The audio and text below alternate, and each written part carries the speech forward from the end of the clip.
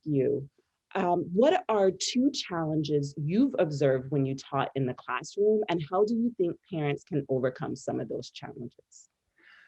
Wow. One of the major challenges, and this really shouldn't be a surprise to anybody, but when I was a teacher, it really came right to the forefront. Like I never really thought about it before, but one of the biggest challenges was always trying to teach on an individual level to each student so that I can connect with them in a specific way. But doing that, times 15, times, my biggest special ed class, I think we had 20 kids in it at one point.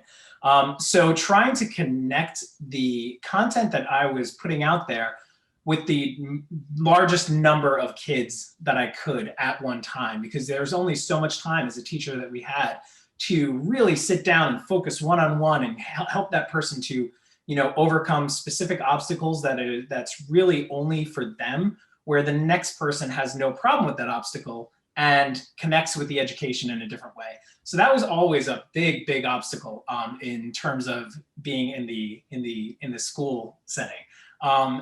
That although that does translate to at-home learning, especially I know in our house, because we have a almost 14-year-old girl and a almost 12-year-old boy. They learn very differently. They sit across from each other at the table when they're learning, and when I need to kind of impart some lesson to them or help them with their work, it's hard to connect with both of them. They're just both such different people. So it's a big challenge for at-home learning or in-school learning, is really just finding that individual connection to the student, and teaching to their strengths and recognizing what their weaknesses are and trying to help develop those weaknesses to become strengths themselves.